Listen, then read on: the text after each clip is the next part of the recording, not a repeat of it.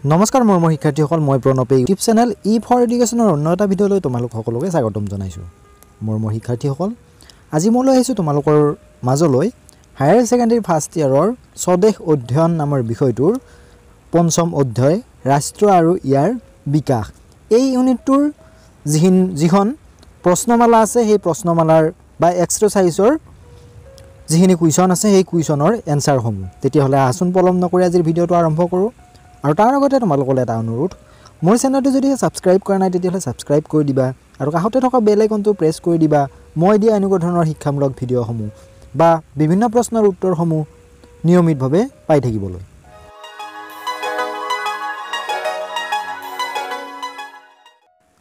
তলৰ প্ৰশ্নসমূহৰ উত্তৰ দিয়া। প্ৰশ্ন নম্বৰ 1 ক, বৰ্মন বংশৰ প্ৰতিষ্ঠাতা কোন? ইয়াৰ উত্তৰটো হ'ব বৰ্মন বংশৰ প্ৰতিষ্ঠাতা আছিল পুষ্য বৰ্মন। খ, বৰ্মন বংশীয় কোনজন ৰজা হৰ্ষবৰ্ধনৰ লগত মিত্ৰতা আছিল? ইয়াৰ উত্তৰটো হ'ব বৰ্মন বংশৰ কুমাৰ ভাস্কৰ বৰ্মাৰ লগত বা কুমাৰ ভাস্কৰ বৰ্মনৰ লগত হৰ্ষবৰ্ধনৰ মিত্ৰতা আছিল। প্ৰশ্ন নম্বৰ গ, হিউৱেন চাং কাৰ দিনত কামৰূপলৈ আহিছিল? হিউৱেন চাং ভাস্কৰ বৰ্মনৰ দিনত কামৰূপলৈ আহিছিল। কুৱেশ্যন নম্বৰ খ, কোনজন ৰজাই কামৰূপৰ ৰাজধানী কমতাপুৰলৈ স্থানান্তৰিত কৰিছিল? ইয়াৰ উত্তৰটো হ'ব ৰজা সন্ধিয়াই কামৰূপৰ ৰাজধানী কমতাপুৰলৈ স্থানান্তৰিত কৰিছিল। প্ৰশ্ন নম্বৰ ঙ, অসমীয়া ভাষালৈ পোনপ্ৰথমে ৰামায়ণ কোনে অনুবাদ কৰিছিল? ইয়াৰ উত্তৰটো হ'ব অসমীয়া ভাষালৈ পোনপ্ৰথমে ৰামায়ণ মাধৱ কন্দলীয়ে অনুবাদ কৰিছিল। প্ৰশ্ন নম্বৰ প্ৰথম চ, আহোমসকল কোনটো জাতিৰ অন্তৰ্গত? আহোমসকল টাই জাতিৰ অন্তৰ্গত। কুৱেশ্যন নম্বৰ 2, প্ৰাচীন অসমৰ ভৌগোলিক পৰিসীমা সম্পৰ্কে এটা টোকা যুগুতোৱা। ইয়াৰ উত্তৰটো হ'ব প্ৰাচীন অসমৰ ভৌগোলিক পৰিসীমা ভাৰতৰ উত্তৰ পূৰ্বাঞ্চলৰ 7খন ৰাজ্যই আগুৰি থকা অঞ্চলটোৰ কেন্দ্ৰবিন্দুত থকা ৰাজ্যখনেই হ'ল অসম। অসমৰ ইমূৰৰ পৰা সিমূৰলৈ বিস্তৃত ব্ৰহ্মপুত্ৰ নদীৰ পলসুৱা দুয়োপাৰৰ সমতল ভূমিতেই গঢ় লৈ উঠিছিল প্ৰাচীন সভ্যতাই। এই সমতল ভূমিকে কেন্দ্ৰ কৰি গঢ়ি উঠিছিল কামৰূপ ৰাজ্য। লৌহিত শব্দৰে প্ৰাগজ্যোতিষ ৰাজ্যৰ ভৌগোলিক অঞ্চলখিনিক বুজোৱা হৈছিল। প্ৰাগজ্যোতিষ নামৰ লগত কামৰূপ নামটো ব্যৱহাৰ কৰি দুয়োটা নামকে একেলগ কৰিছিল। বৰ্তমান অসমখন প্ৰাচীন কামৰূপ বা প্ৰাগজ্যোতিষ ৰাজ্যৰ প্ৰকৃত ভৌগোলিক প্ৰতিভূ নহয়। সেইকাৰণে অসমৰ ভৌগোলিক পৰিসীমাৰ মাধ্যমেৰে কামৰূপৰ চাৰিসীমা অনুমান কৰিব নোৱাৰি। কামৰূপ ৰাজ্যখনৰ উত্থানৰ শীৰ্ষতম পৰ্যায়ত ইয়াৰ উত্তৰে পাহাৰীয়া অঞ্চলৰ নামনি ভাগ আৰু ভূটানৰ কিছু অংশৰ কামৰূপ ৰাজ্যৰ সীমাৰ ভিতৰত সোমাইছিল। দক্ষিণ পশ্চিম ফালে বৰ্তমান বাংলাদেশৰ কিছু অঞ্চল ইয়াৰ সম্প্ৰসাৰণ হৈছিল।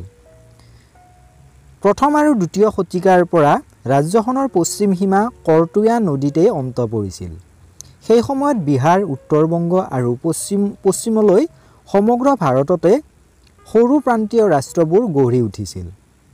উত্তৰ ভাৰতৰ গুপ্ত ৰজাসকলৰ সময়ত গংগা ব্ৰহ্মপুত্ৰৰ সংগমৰ পূৰ্বৰ পাৰলৈকে কামৰূপ ৰাজ্যৰ পশ্চিম সীমা বিস্তৃত আছিল। পূৰ্বে উল্লেখ কৰা প্ৰাচীন কালৰ ফলিসমূহৰ ভিতৰত সম্ৰাট সমুদ্ৰগুপ্তৰ এলাহাবাদ শিলালিপি কামৰূপ ৰাজ্যৰ নামটো প্ৰথমে ব্যৱহাৰ কৰা হৈছে। ইয়াক এখন সীমান্তৱৰ্তী ৰাজ্য হিচাপে উল্লেখ কৰিছে। ব্ৰহ্মপুত্ৰৰ উত্তৰ পাৰে গঢ় লৈ উঠা শোণিতপুৰৰ বান অসুৰৰ ৰাজ্যখন কামৰূপ ৰাজ্যৰ হেঁচাত ভাঙি ছিঙি গৈ ইয়াৰ লগত মিলি গৈছে। প্ৰশ্ন নম্বৰ 3, প্ৰাচীন কামৰূপৰ ৰাজনৈতিক উত্থান পতনৰ ৰাজবংশসমূহৰ কাৰ্যকাৰিতা বৰ্ণনা কৰা। উত্তৰটো হ'ব চতুৰ্থ শতিকাৰ মাজভাগৰ পৰা ইয়াৰ ৰাজনৈতিক বুৰঞ্জীৰ ধাৰাবাহিক তথ্য পোৱা যায়। চতুৰ্থ শতিকাৰ আগৰ কালছোৱাত প্ৰাচীন সংস্কৃত সাহিত্যসমূহত প্ৰাগজ্যোতিষ কামৰূপ কেন্দ্ৰিক কিছুমান উল্লেখ কৰা হৈছে। ৰামায়ণ মহাভাৰতৰ পৰা আৰম্ভ কৰি পিছৰ যুগৰ পুৰাণ উপপুৰাণলৈকে প্ৰায়বোৰ শাস্ত্ৰতে পোৱা যায়।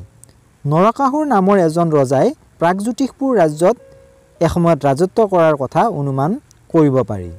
শাস্ত্ৰ আৰু প্ৰাচীন ৰজাসকলে লিখি থৈ যোৱা ভূমিদানৰ ফলিত তেওঁৰ প্ৰত্যক্ষ উত্তৰাধিকাৰী হিচাপে ভগদত্তৰ নাম উল্লেখ আছে। ৪ৰ্থ শতিকাৰ আগৰ সময়ছোৱা প্ৰাচীন প্ৰাগজ্যোতিষ কামৰূপৰ বাবে এক প্ৰকাৰ প্ৰাক ঐতিহাসিক যুগ বুলি জনা যায়। খ্ৰীষ্টীয় ৪ৰ্থ শতিকাৰ দ্বিতীয়াৰ্ধৰ পৰা প্ৰাগজ্যোতিষ কামৰূপৰ ৰাজনৈতিক বুৰঞ্জী পোৱা যায়। বৰ্মন বংশৰ প্ৰতিষ্ঠাতা আছিল পুষ্য বৰ্মন। তেওঁ বংশত মুঠ ১৩জন ৰজাই ৰাজত্ব কৰিছিল। ৭ম শতিকাৰ মাজভাগলৈ প্ৰায় ৩০০ বছৰ কাল বৰ্মন বংশীয় ৰজাসকলে ৰাজ্য শাসন কৰিছিল। কুমাৰ ভাস্কৰ বৰ্মন আছিল বৰ্মন বংশৰ শ্ৰেষ্ঠ ৰজা। তেওঁ উত্তৰ ভাৰতৰ বিখ্যাত ৰজা হৰ্ষবৰ্ধনৰ সমসাময়িক আৰু ভাল বন্ধু আছিল। ভাস্কৰ বৰ্মনে ৬৫০ খ্ৰীষ্টাব্দত লৈ ৰাজত্ব কৰিছিল। সেই সময়তে চীনা বৌদ্ধ ভিক্ষু হিউৱেন চাং কামৰূপলৈ আহিছিল আৰু সেই ঠাইতে তেওঁ দুমাহ কাল আছিল। খ্ৰীষ্টীয় ৭ম শতাব্দীৰ মাজভাগত বৰ্মন বংশৰ ৰাজত্বৰ অন্ত পৰিছিল। বৰ্মন বংশৰ শেষ ৰজা কুমাৰ ভাস্কৰ বৰ্মন অবিবাহিত আছিল। তেওঁৰ মৃত্যুৰ পিছত আন কোনো উত্তৰাধিকাৰী নথকাত শালস্তম্ভ নামৰ এজন ক্ষমতাশালী শাসনকৰ্তাই ৰাজসিংহাসন হস্তগত কৰে। শালগছৰ দৰে মজবুত আৰু শক্তিশালী ব্যক্তিৰ অধিকাৰী হোৱা বাবে তেওঁক সেই নাম দিয়া হয়। শালস্তম্ভ আৰু তেওঁলোকৰ পূৰ্বসূৰী বৰ্মন বংশৰ ৰজাসকলে নানান দেৱ দেৱীক পূজা কৰিছিল। সেইবোৰৰ ভিতৰত শিৱ আছিল প্ৰধান। বনমালা বৰ্মন আৰু হৰ্যৰ বৰ্মনৰ ভূমিদানৰ ফলিসমূহত উল্লেখ আছে তেওঁলোকে বৰফৰ সমান শুভ্ৰ আৰু হিমালয়ৰ সমান উচ্চ এটা শিৱ মন্দিৰ নিৰ্মাণ কৰিছিল। শালস্তম্ভ বংশৰ ৰজাসকলৰ ৰাজধানী হাৰুপেশ্বৰ নগৰত ব্ৰহ্মপুত্ৰৰ পাৰত আছিল আৰু সেই মন্দিৰটোও সেই ঠাইতে আছিল। প্ৰশ্ন নম্বৰ ৪ মধ্যযুগীয় অসমৰ ৰাজনৈতিক পৰিস্থিতি কেনেধৰণৰ আছিল? বৰাক উপত্যকাক আহোম ৰাজতন্ত্ৰৰ প্ৰতিষ্ঠা সন্দৰ্ভত আলোচনা কৰা। উত্তৰটো হ'ব মধ্যযুগীয় অসমৰ ৰাজনৈতিক পৰিস্থিতি কামৰূপ ৰাজ্যখনৰ পতনৰ সময়ত সমগ্ৰ ব্ৰহ্মপুত্ৰ উপত্যকা ৰাজনৈতিকভাৱে বিভাজিত হৈ পৰিছিল। প্ৰাচীন কামৰূপ ৰাজ্যৰ পৰাই উপজীৱ সংগ্ৰহ কৰি জমিদাৰ শ্ৰেণীৰ ভূঞাসকলে বেলেগ বেলেগ ঠাইত সিঁচৰিত হৈ স্বাধীনভাৱে নিজৰ এলেকাবোৰত শাসন কৰিছিল। ব্ৰহ্মপুত্ৰ উপত্যকাৰ একেবাৰে উত্তৰ পূব আৰু পূব অংশত ৰাজ্য পাতি লৈছিল চুতীয়াসকলে। সেই সময়তে একাদশ শতিকাৰ প্ৰথম ভাগত মৰাণ বৰাহীসকলৰ দক্ষিণ পূব অঞ্চলত আহোম ৰাজ্যখনৰ ভেটি প্ৰতিষ্ঠা হৈছিল। ১৭শ শতিকাৰ ভিতৰত সৰ্বব্যাপী সাৰ্বভৌম ৰাষ্ট্ৰখনেই অসম নামেৰে জনাজাত। আহোমসকল টাই জাতিৰ অন্তৰ্গত শাসকসকলৰ বংশধৰ আছিল। ১২১৫ খ্ৰীষ্টাব্দত সিংহাসন লাভৰ পৰা বঞ্চিত হৈ চুকাফাই মাউলুং ৰাজ্যৰ এৰি পৰিয়াল আৰু কিছুমান অনুগামীক লৈ অসমলৈ আহিছিল আৰু অসম ব্ৰহ্মৰ সীমাত থকা পাটকাই পাৰ হৈ ১২২৮ খ্ৰীষ্টাব্দত ব্ৰহ্মপুত্ৰ উপত্যকাত ভৰি দিছিল। চুকাফাৰ লগত অসমলৈ অহা লোকসকলৰ সংখ্যা কম আছিল আৰু মহিলা প্ৰায় নাছিল বুলি উল্লেখ কৰা হৈছে। চুকাফাৰ যাত্ৰা আছিল নিতান্তই বিপদসংকুল। তেওঁ পাৰ হৈ অহা সুদীৰ্ঘ পথবোৰ আছিল মৰাণ, নগা আৰু বৰাহী। চুকাফাৰ মৰম আৰু ব্যৱহাৰৰ মাজেৰে মৰাণ, বৰাহী আদি লোকসকলক নিজৰ সমৰ্থন কৰি ল'বলৈ সক্ষম হৈছিল। চুকাফাই ১২৫৩ খ্ৰীষ্টাব্দত শিৱসাগৰ জিলাৰ দক্ষিণ পূবে চৰাইদেউ পাহাৰত ৰাজধানী পাতি আহোম ৰাজ্যৰ ভেটি প্ৰতিষ্ঠা কৰিছিল। ৪০ জন ৰজাই ৰাজত্ব কৰিছিল আৰু তেওঁলোকৰ শাসন প্ৰায় ৬০০ বছৰলৈ চলি আছিল।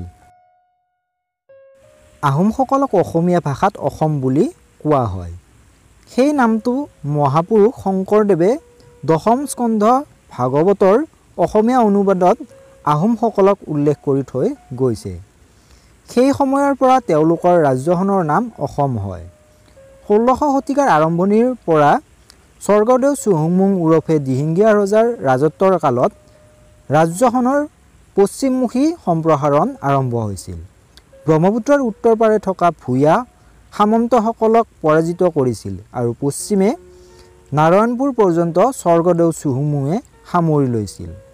বংগৰ মুছলমান সেনাপতি তুৰ্বক খানে সেইজন ৰজাৰ সময়ত অসম আক্ৰমণ কৰিছিল। তেওঁ যুদ্ধত হাৰি উভতি যাবলৈ বাধ্য হৈছিল। তুৰ্বকৰ লগত যুদ্ধ কৰি ফাংচেংমুং বৰগোহাঁইৰ লগত তেওঁ পত্নী বীৰংগনা মূলাগাভৰুৱেও মৃত্যুবৰণ কৰিছিল। অসমীয়া সেনাই মোগলক খেদি নি মানাহৰ সিপাৰ কৰি দি দক্ষিণে গোৱালপাৰা আৰু উত্তৰে মানাহৰ ৰাজ্যৰ পশ্চিম সীমা নিৰ্ধাৰণ কৰিছিল। এইখন যুদ্ধই আছিল বিখ্যাত শৰাইঘাট যুদ্ধ। 1671 চনৰ 5 এপ্ৰিল তাৰিখটো ব্ৰহ্মপুত্ৰৰ বুকুত হোৱা যুদ্ধখনৰ চূড়ান্ত দিন আছিল। শৰাইঘাট যুদ্ধৰ পিছতে লাচিত বৰফুকনৰ মৃত্যু হয়। আটন বুঢ়াগোহাঁইয়ে গুৱাহাটী এৰি গড়গাঁৱলৈ উভতি যায়।